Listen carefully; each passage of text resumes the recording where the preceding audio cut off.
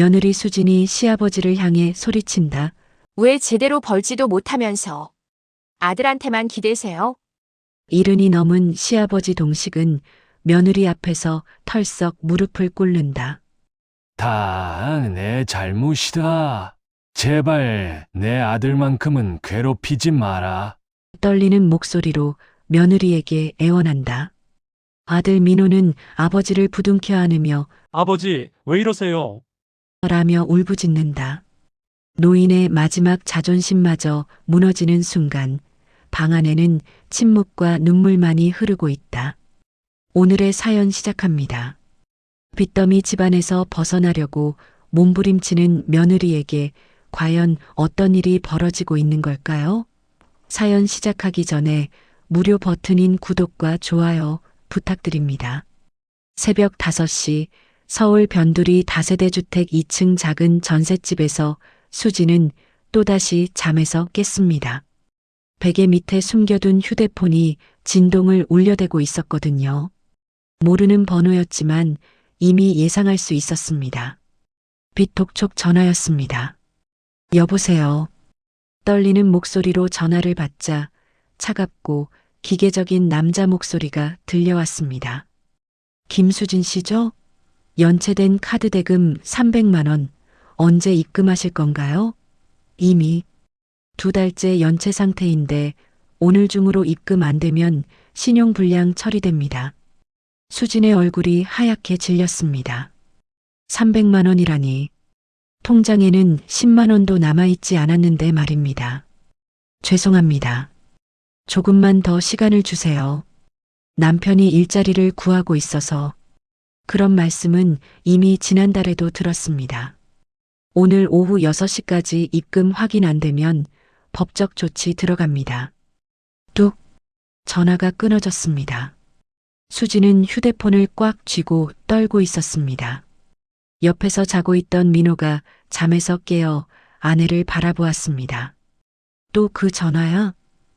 민호의 목소리에는 죄책감이 가득했습니다. 수지는 대답 대신 벽을 향해 돌아 누웠습니다. 눈물이 흘러내리기 시작했거든요. 결혼한 지 3년, 처음 1년은 행복했습니다. 민호가 다니던 중견기업에서 받는 월급으로도 충분히 살 수 있었으니까요. 하지만 회사가 부도나면서 모든 것이 무너져 내렸습니다. 실업급여가 끝난 후 민호는 이곳저곳 이력서를 넣었지만 번번이 떨어졌습니다. 나이는 35, 경력은 있지만 부도난 회사 출신이라는 꼬리표 때문에 어디서도 받아주지 않았습니다. 결국 편의점 아르바이트와 새벽 택배 일을 시작했지만 그 돈으로는 생활비도 부족했습니다. 수진 역시 마트 계산원으로 일했지만 최저시급으로는 한계가 있었습니다. 결국 신용카드 현금 서비스와 대출로 버티기 시작했고 이제는 그 빚이 눈덩이처럼 불어난 상황이었습니다. 언제까지 이렇게 살아야 하는 거야? 수진이 중얼거렸습니다. 친구들은 다 잘 사는데 왜 나만 이렇게 비참하게 살아야 하지? 결혼 전 대학 동기들을 생각하니 더욱 서러웠습니다. 의사와 결혼한 은정이는 강남 아파트에 살면서 아이 둘을 키우고 있고 대기업 간부와 결혼한 미영이는 해외여행을 자주 다니며 인스타그램에 사진을 올렸습니다. 왜 자신만 이렇게 힘들게 살아야 하는 걸까요? 수진아, 미안해. 내가 무능해서. 민호가 조심스럽게 말을 꺼냈습니다. 미안하다고 빚이 없어져? 미안하다고 돈이 생겨? 수진의 목소리가 높아졌습니다. 차라리 돈 많은 집 아들과 결혼할 걸 그랬어. 왜 하필 당신을 만났을까? 민호는 아무 말도 할 수 없었습니다. 아내의 말이 틀리지 않았으니까요. 자신 때문에 수진이 이렇게 고생하고 있다는 것을 너무나 잘 알고 있었습니다.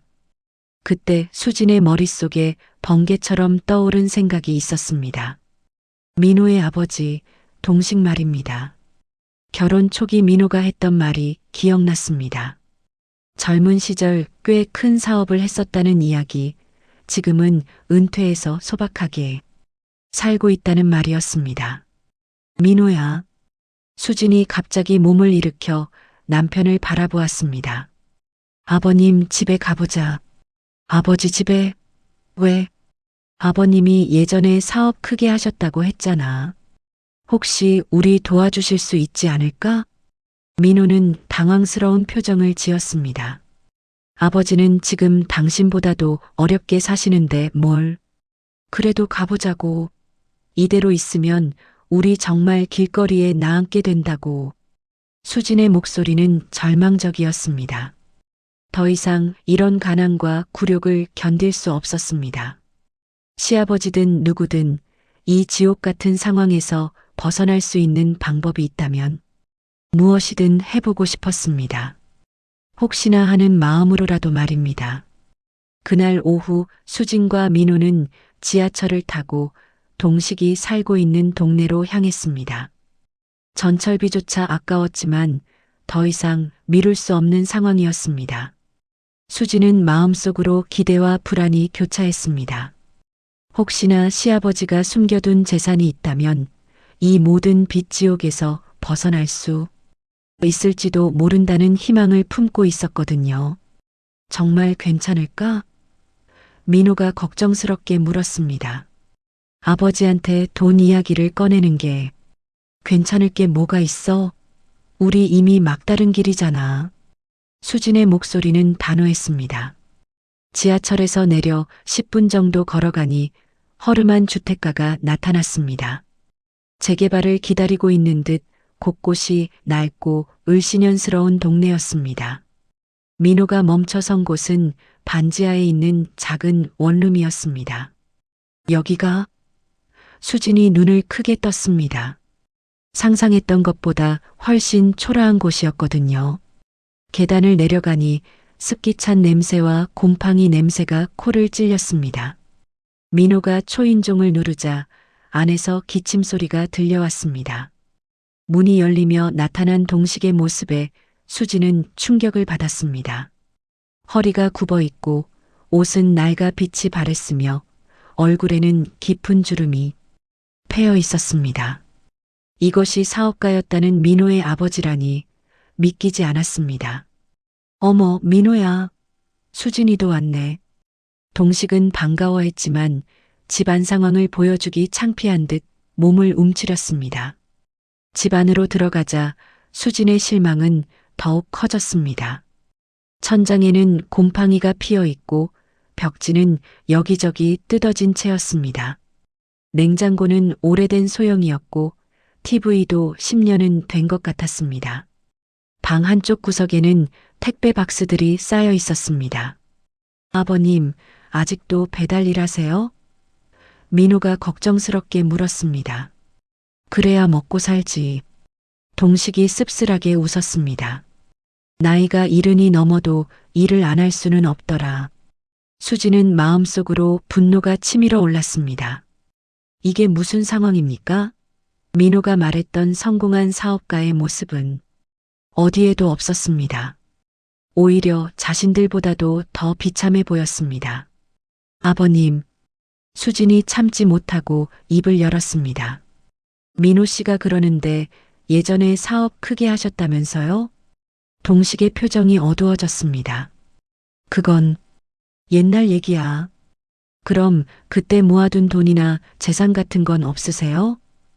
수진의 목소리가 점점 날카로워졌습니다. 민호가 아내의 팔을 살짝 잡으며 말렸지만 수진은 멈출 수 없었습니다. 이미 참을 인내심의 한계를 넘어선 상태였거든요. 아버님, 솔직히 말씀해 주세요. 민호 씨가 지금 얼마나 힘든지 아세요? 빚쟁이들한테 쫓기면서 하루하루 버티고 있는데 아버지라면 아들 좀 도와주셔야 하는 거 아니에요? 동식은 고개를 숙였습니다. 미안하다. 정말 미안해. 미안하다고 끝이에요? 아들이 이렇게 고생하는데 아버지가 할 일이 미안하다는 말뿐이에요? 수진의 목소리가 높아졌습니다. 수진아, 그만해. 민호가 말렸지만 소용없었습니다. 왜 제대로 벌지도 못하면서 아들한테만 기대세요? 민호 씨가 왜 이렇게 고생해야 하는지 아세요? 다 이 집안 때문이잖아요. 수진의 말에 동식은 더욱 고개를 숙였습니다. 이른이 넘은 늙은 아버지가 며느리 앞에서 무릎이 꺾이는 순간이었습니다. 다 내 탓이다. 동식의 목소리는 떨렸습니다. 내가 무능해서, 내가 아들을 잘못 키워서. 그 순간 민호의 가슴에 칼이 박히는 것 같았습니다. 평생 자신을 키우느라 고생하신 아버지가 며느리 앞에서 이렇게 고개를 숙이는 모습을 보니 눈물이 났습니다. 아버지, 그런 말씀 마세요. 민호가 아버지 옆에 앉으며 말했습니다. 하지만 수진의 분노는 멈추지 않았습니다. 민호야, 현실을 봐. 우리가 언제까지 이렇게 살 수 있어? 나는 이제 정말 한계야. 수진은 가방에서 독촉장들을 꺼내 테이블 위에 던졌습니다. 이게 다 뭔지 아세요? 신용카드 연체, 대출 연체, 관리비 연체. 우리 이제 정말 길거리에 나앉게 된다고요. 동식은 독촉장들을 보며 얼굴이 하얗게 질렸습니다. 자신 때문에 아들이 이렇게 고생하고 있다는 것을 실감한 순간이었습니다. 제발, 동식이 떨리는 목소리로 말했습니다. 내 아들만큼은 괴롭히지 마라. 그 말을 듣는 순간 수지는 갑자기 죄책감이 몰려왔습니다. 하지만 이미 돌이킬 수 없었습니다. 분노와 절망이 뒤섞인 감정이 이성을 마비시켰거든요. 그날 밤 집으로 돌아온 후 수진과 민호 사이에는 차가운 침묵만이 흘렀습니다. 수진은 화장실에서 찬물로 세수를 하며 오늘 있었던 일을 되돌아보았습니다. 시아버지의 초라한 모습, 그리고 자신이 퍼부었던 모진 말들이 계속 머릿속을 맴돌았습니다. 거실에서는 민호가 소파에 앉아 고개를 숙이고 있었습니다. 아버지의 구부정한 어깨와 떨리는 목소리가 자꾸만 떠올랐습니다.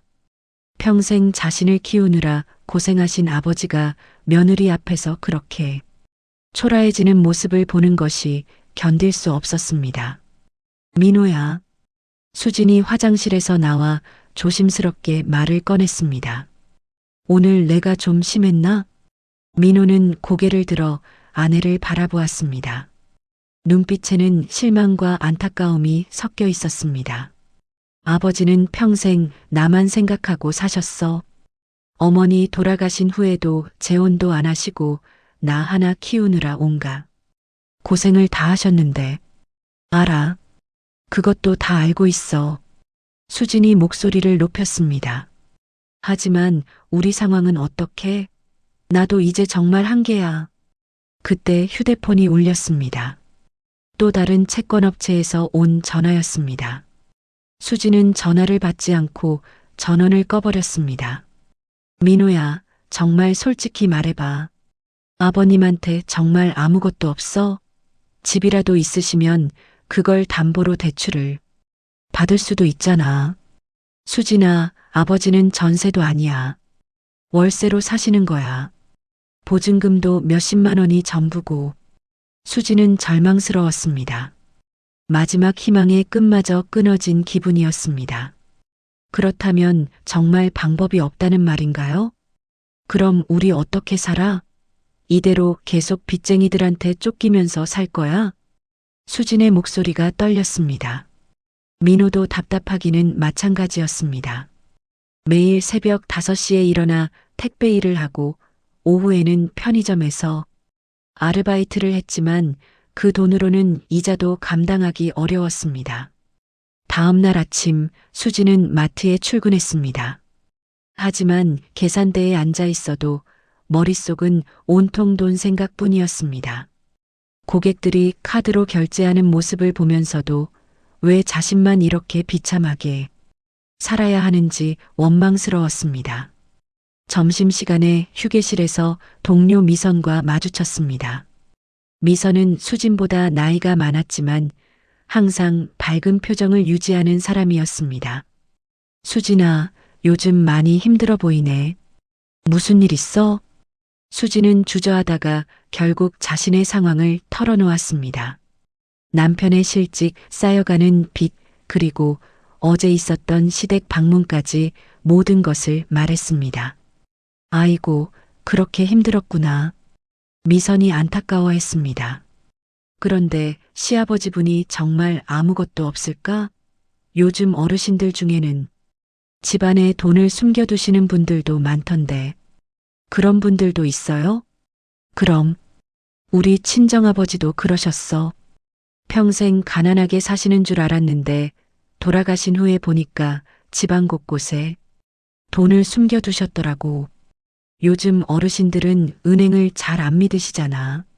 미선의 말에 수진의 가슴이 뛰기 시작했습니다. 혹시 시아버지도 그런 것은 아닐까?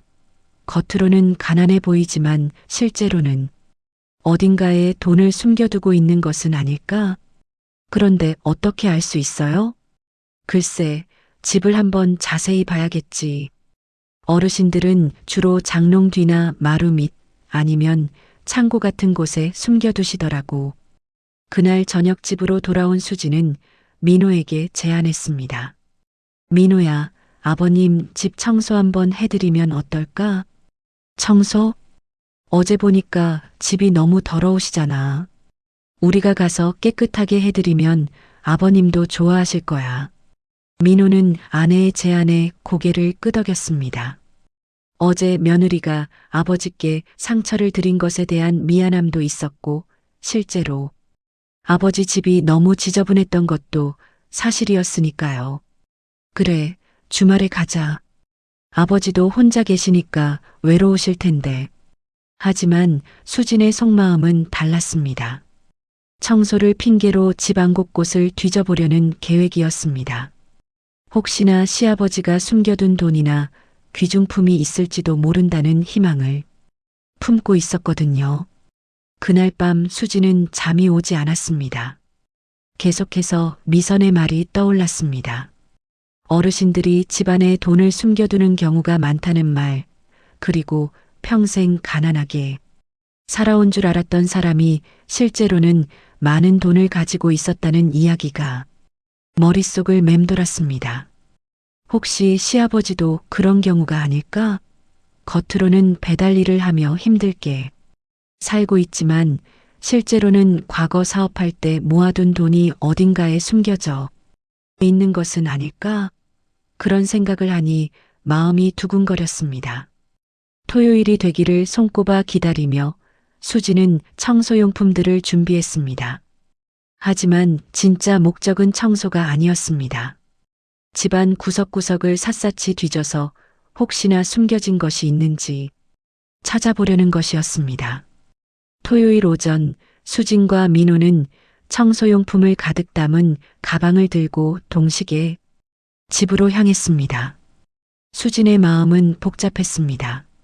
겉으로는 청소를 해드리러 가는 것이었지만 속으로는 혹시나 숨겨진 돈이나 귀중품을 찾을 수 있을지도 모른다는 기대감이 가득했습니다.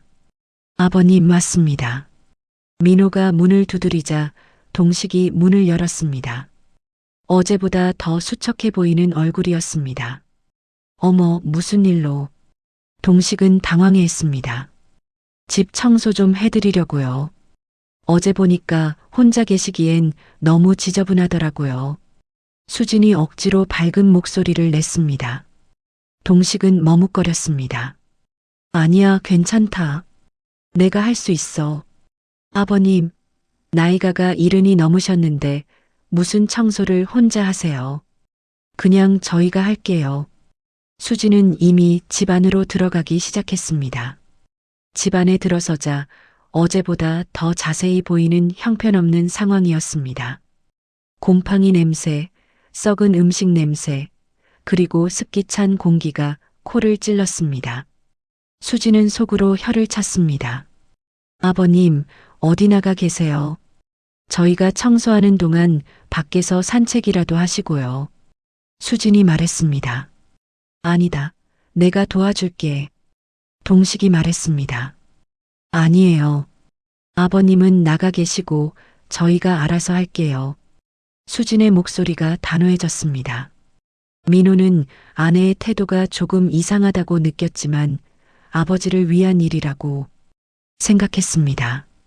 결국 동식은 어쩔 수 없이 산책을 나갔습니다. 동식이 나간 후 수진은 즉시 행동에 옮겼습니다. 청소는 뒷전이었습니다.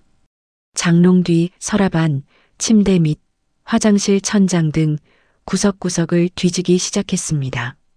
수진아, 뭐 하는 거야? 민호가 의아해했습니다. 청소하는 거야. 구석구석 다 치워야지.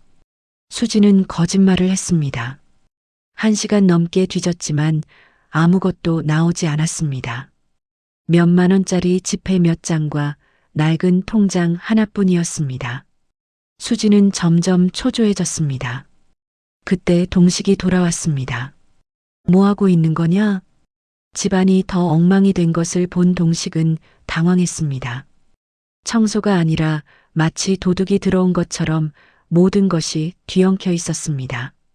청소하고 있었어요. 수진이 대답했습니다. 이게 청소냐? 왜 내 서랍을 다 뒤져놨느냐? 동식의 목소리가 떨렸습니다.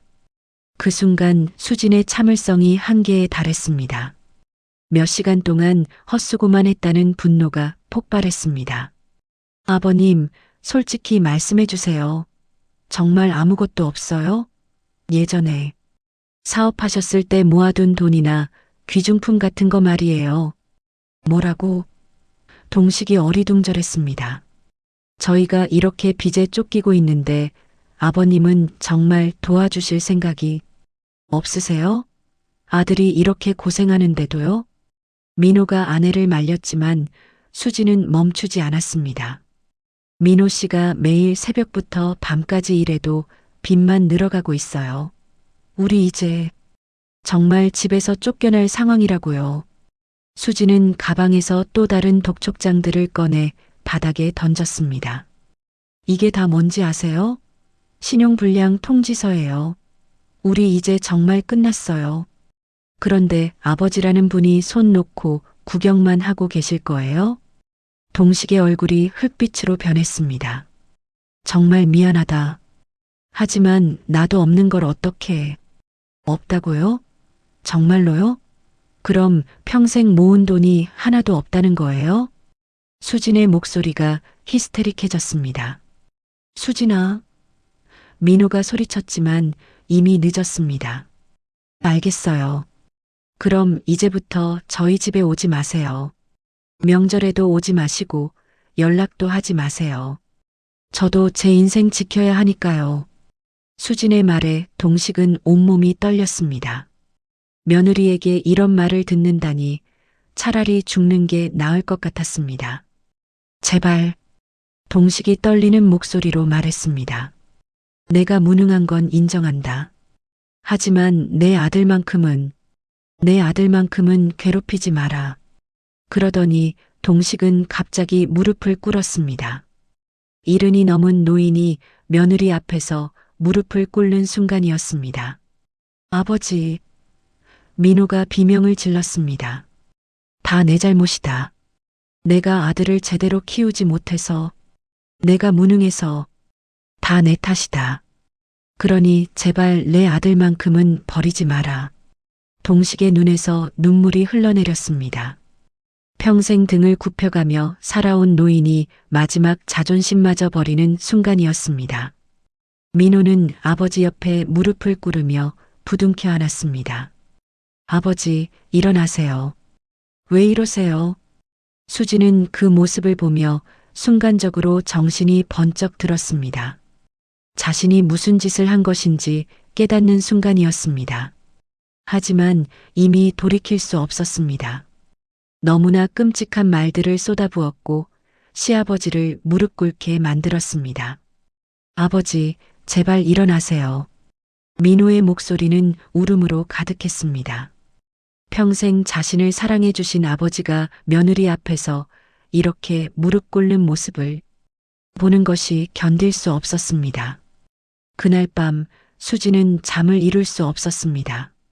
시아버지가 무릎 꿇던 모습이 자꾸만 떠올랐거든요.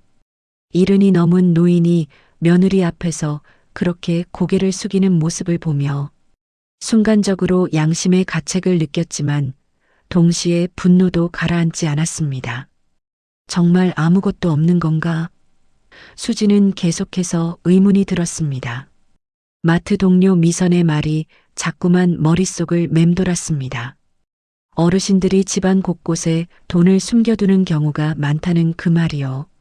월요일이 되자 수지는 다시 동식의 집으로 향했습니다. 이번에는 혼자였습니다.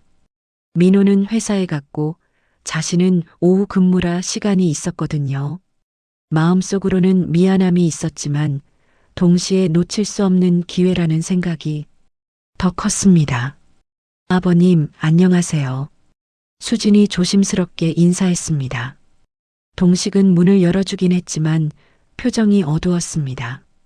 주말에 있었던 일 때문에 마음이 상해 있는 게 역력했습니다. 무슨 일로 왔느냐? 동식의 목소리는 차갑했습니다. 토요일에 제가 너무 심했죠. 죄송해요. 그래서 제대로 청소해 드리러 왔어요. 수진이 고개를 숙였습니다. 동식은 의심스러운 눈으로 며느리를 바라봤지만 거절할 수도 없었습니다. 결국 다시 산책을 나갔습니다. 이번에는 더욱 꼼꼼하게 찾기 시작했습니다. 마루 밑, 천장, 벽 틈새까지 모든 곳을 뒤졌습니다.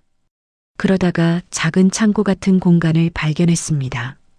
옷장 뒤편에 숨겨진 좁은 공간이었습니다. 창고 안에는 낡은 박스들과 오래된 책들이 쌓여 있었습니다. 수지는 하나씩 박스를 열어보기 시작했습니다.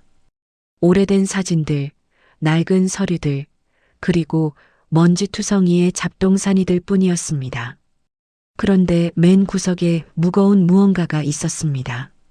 천으로 덮여 있어서 정체를 알 수 없었지만 만져보니 단단하고 차가운 느낌이었습니다. 수진은 조심스럽게 천을 걷어냈습니다.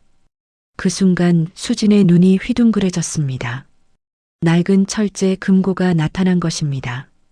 크기는 작았지만 묵직해 보였고 자물쇠가 채워져 있었습니다. 이게 뭐지? 수진의 심장이 빠르게 뛰기 시작했습니다. 자물쇠는 오래되어 녹이 슬어 있었습니다. 수진은 주변에서 망치를 찾아 조심스럽게 자물쇠를 쳤습니다. 몇 번의 시도 끝에 녹슨 자물쇠가 부서졌습니다.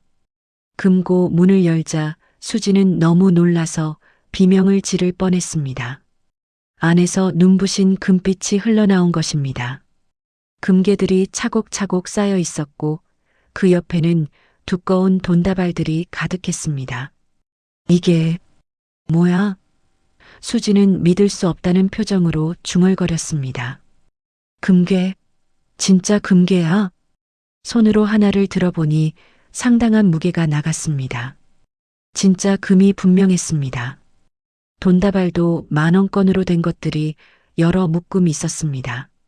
대충 세어봐도 몇 천만 원은 좋게 될 것 같았습니다. 대체 아버님은 누구세요? 수진이 혼잣말을 했습니다. 그때 뒤에서 목소리가 들렸습니다. 그건 내 평생의 피와 눈물이다.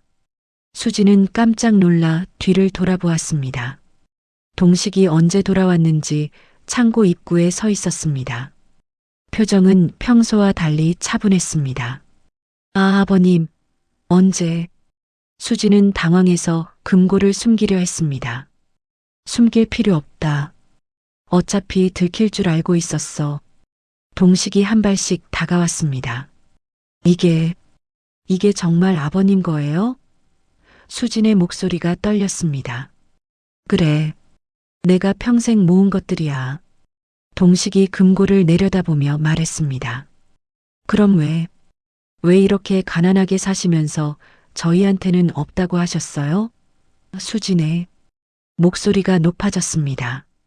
동식은 잠시 침묵했습니다. 그리고 무거운 한숨을 내쉬었습니다. 남들이 알까 두려워 숨겨왔지. 특히 너희들에게는 절대 알려주고 싶지 않았어. 왜요?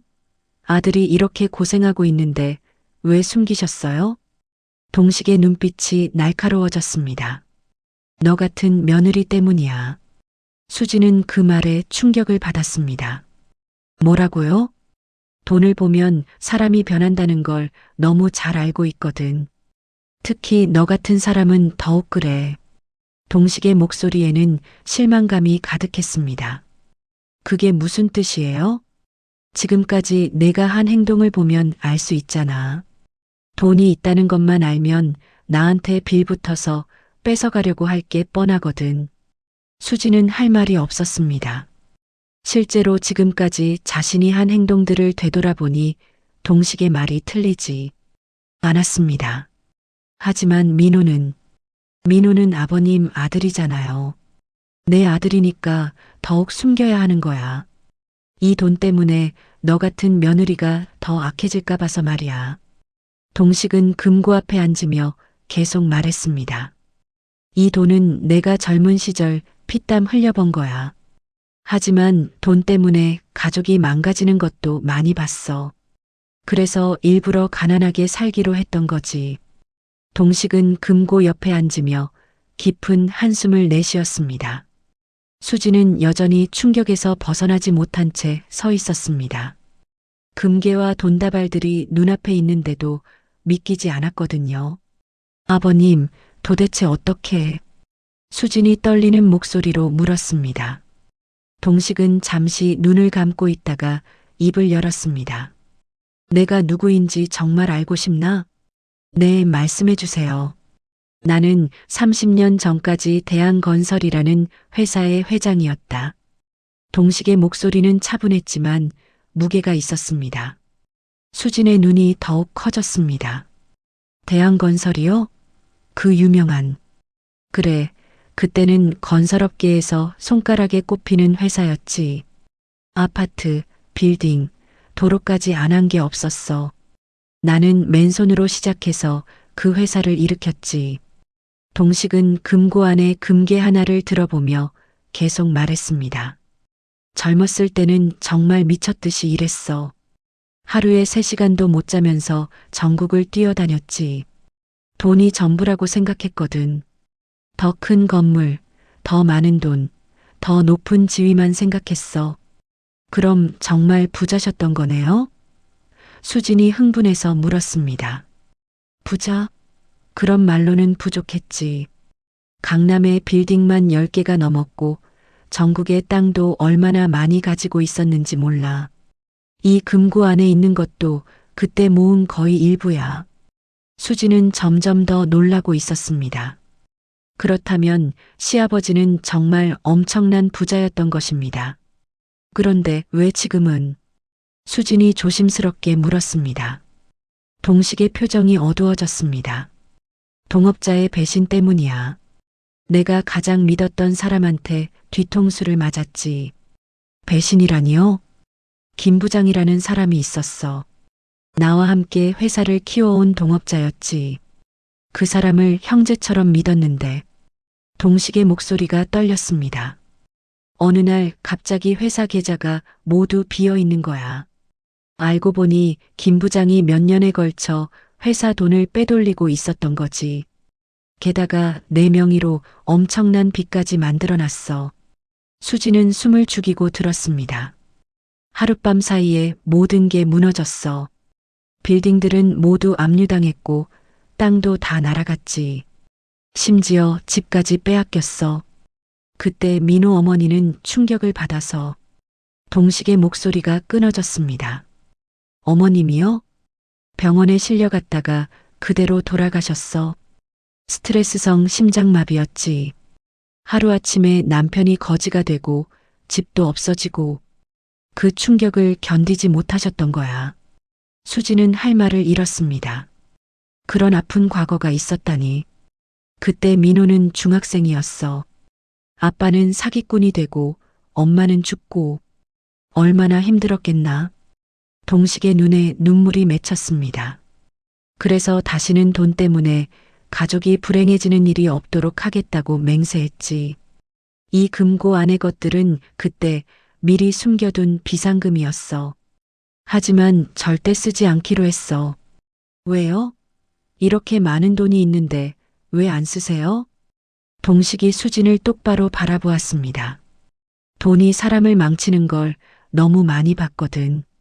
돈이 있으면 사람들이 변해. 가족끼리도 서로 의심하고 싸우고 배신하게 돼. 하지만 민호가 이렇게 힘든데. 그래서 더욱 안 쓰는 거야. 민호가 돈의 무서움을 모르고 자랐으면 좋겠어. 가난해도 가족이 화목하게 사는 게 훨씬 낫거든. 수지는 이해할 수 없었습니다. 그럼 민호가 빚에 쫓기는 것도 모르셨어요? 알고 있었어. 하지만 그것도 시련이라고 생각했지. 돈 없이도 서로 사랑하며 살 수 있다는 걸 보여주고 싶었거든. 그건 너무 잔혹한 거 아니에요? 아들이 고생하는 걸 뻔히 알면서도. 동식이 고개를 저었습니다. 잔혹한 건 돈이야. 돈은 사람의 마음을 썩게 만들어. 지금 너를 보면 알 수 있잖아. 수지는 그 말에 찔렸습니다. 실제로 금고를 보는 순간부터 마음이 변하고 있었거든요. 너는 이 돈을 보고 뭘 생각하고 있나? 빚을 갚겠다? 아니면 더 좋은 집으로 이사 가겠다? 좋은 차를 사겠다? 동식의 눈빛이 날카로워졌습니다. 수지는 아무 말도 할 수 없었습니다. 동식의 말이 정확히 맞았거든요. 이래서 숨겨둔 거야. 이 돈이 있다는 것만 알면 너는 나를 평생 괴롭힐 거야. 돈을 달라고 빌려달라고 말이지. 동식은 금고 뚜껑을 다시 닫으려 했습니다. 아버님, 잠깐만요. 수진이 급하게 말렸습니다. 그럼 이 돈은 언제 쓰실 거예요? 영원히 안 쓸 거야. 나 죽으면 이 돈도 함께 묻어버릴 거야.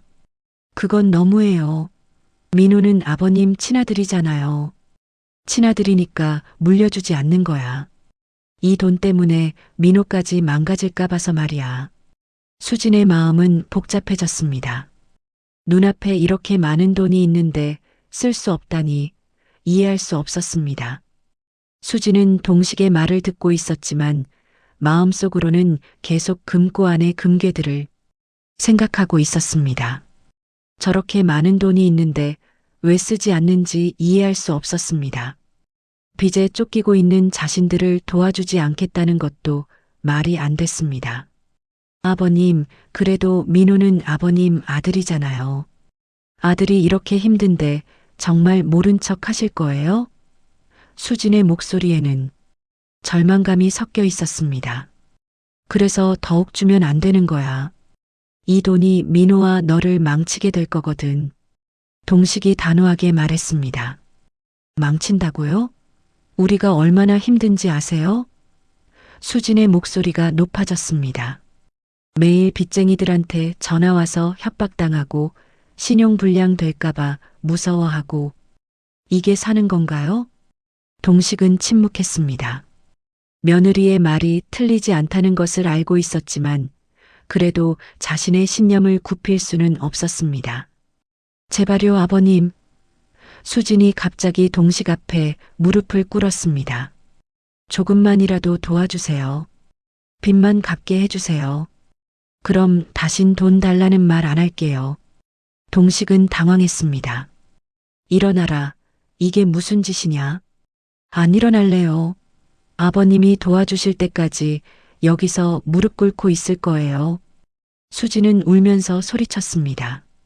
그때 밖에서 발소리가 들렸습니다. 민호가 일찍 퇴근한 모양이었습니다. 문이 열리더니 민호가 들어왔습니다. 무슨 일이야? 왜 이렇게 시끄러? 민호는 창고 앞에서 벌어지고 있는 상황을 보고 말을 멈췄습니다. 아내가 무릎을 꿇고 울고 있고 아버지는 어찌할 바를 모르고 있었습니다. 그리고 그 앞에는 열린 금고가 있었습니다. 이게 뭐야? 민호가 금고를 보며 경악했습니다. 민호야, 아버님이 돈을 숨겨두셨어. 수진이 울면서 소리쳤습니다. 이렇게 많은 돈이 있는데 우리 도와주시려고 하지 않아. 민호는 아버지를 바라보았습니다. 동식은 고개를 숙이고 있었습니다. 아버지, 이게 정말 아버지 것이에요? 민호의 목소리는 떨렸습니다. 그래. 동식이 짧게 대답했습니다. 민호는 충격을 받았습니다. 아버지가 이렇게 많은 돈을 가지고 있으면서도 자신이 빚에 쫓기는 것을 모른 척했다는 사실이 믿기지 않았습니다. 왜 말씀 안 하셨어요? 민호의 목소리에도 원망이 섞였습니다. 동식은 아들을 바라보며 깊은 한숨을 내쉬었습니다. 너희들을 위해서야. 우리를 위해서라고요? 우리가 이렇게 고생하는 걸 보면서도요? 민호야, 돈이 사람을 어떻게 변하게 만드는지 너는 몰라. 나는 그걸 너무 잘 알거든. 하지만 민호도 한계였습니다. 매일 새벽부터 밤까지 일해도 빚만 늘어가는 상황에서 아버지가 이런 돈을 숨겨두고 있었다니요.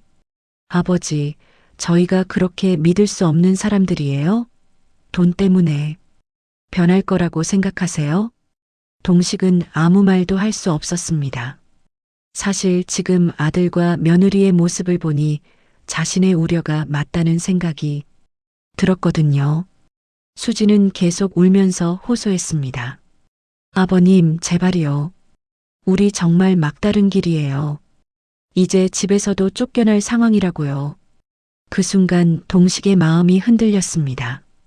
아무리 돈이 사람을 변하게 만든다고 해도 자신의 아들이 이렇게 고생하는 것을 보고만 있을 수는 없었습니다. 그래. 동식이 천천히 입을 열었습니다. 필요한 만큼만 가져가라. 수지는 눈을 번쩍 뜨며 고개를 들었습니다. 정말요? 하지만 조건이 있어. 동식의 목소리가 엄숙해졌습니다. 빚만 갚고 끝이야. 그 이상은 절대 안 된다. 수지는 기뻐서 어쩔 줄 몰랐습니다. 감사해요, 아버님. 정말 감사해요. 하지만 민호는 복잡한 심정이었습니다. 기쁘기도 했지만 동시에 아버지에 대한 실망감도 컸습니다.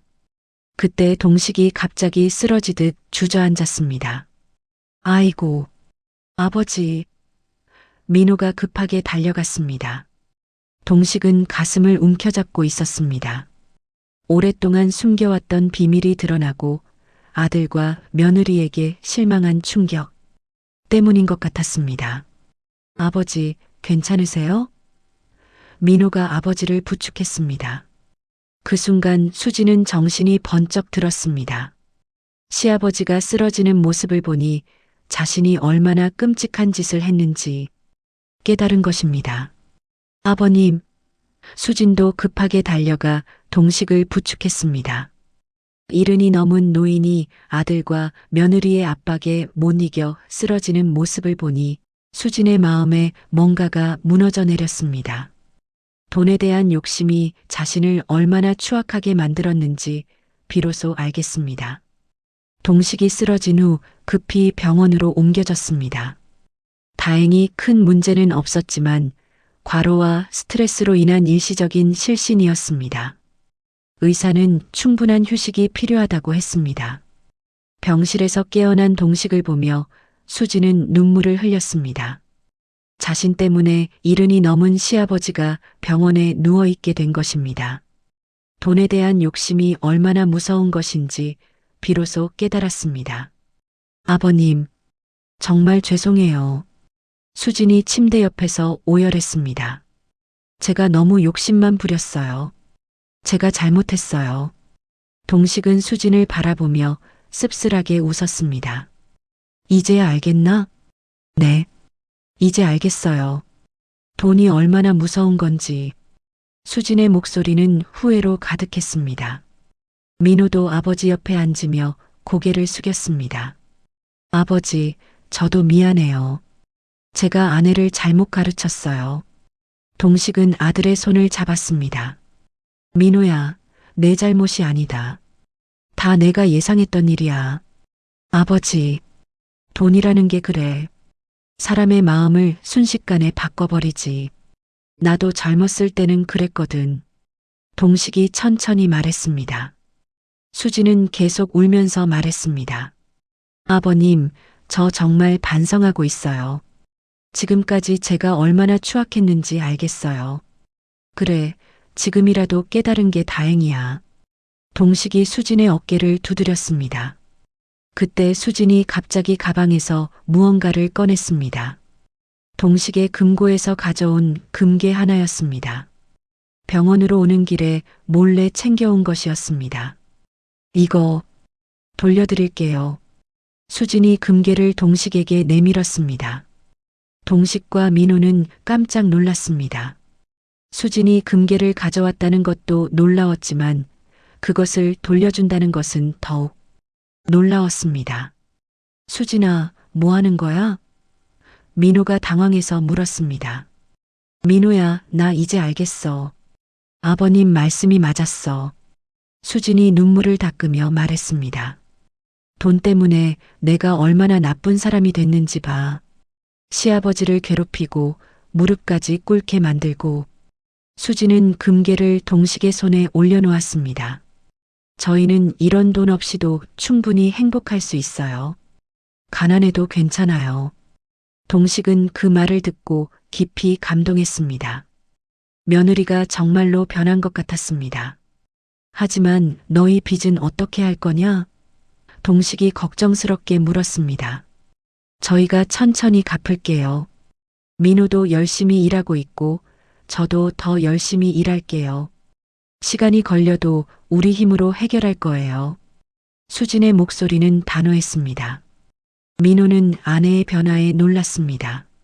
며칠 전까지만 해도 돈에 미쳐있던 수진이 이렇게 달라질 수 있다니요.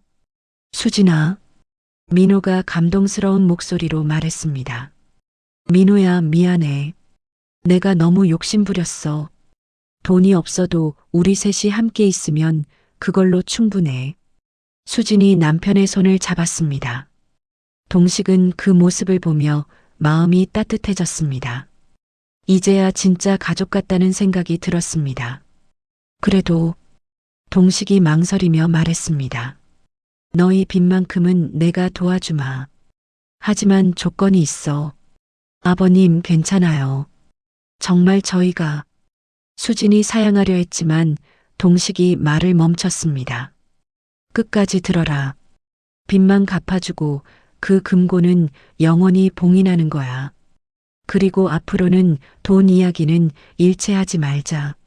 수진과 민호는 고개를 끄덕였습니다. 그리고 또 하나. 동식이 두 사람을 바라보며 말했습니다. 진짜 부자는 가진 걸 나누는 사람이란다.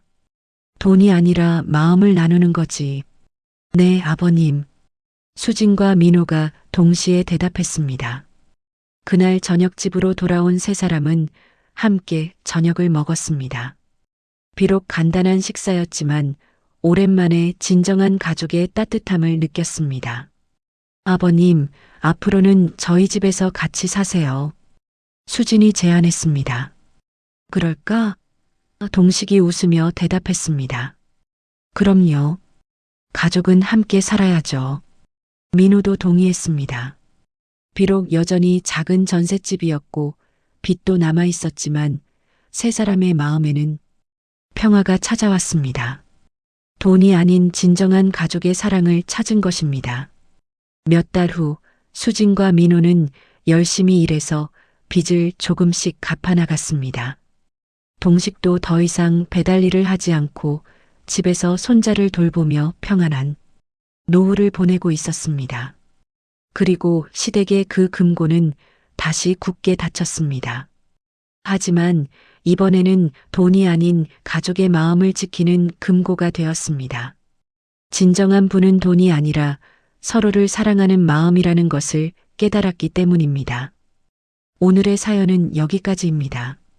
돈 때문에 울고 웃는 세상, 돈의 가치를 소중히 알고 소중히 사용하는 습관을 갖는 것이 중요하다는 걸 깨닫는 시간이었습니다. 더 좋은 사연으로 찾아뵙겠습니다. 구독과 좋아요 다시 한번 부탁드립니다. 지금까지 사연 달래기였습니다.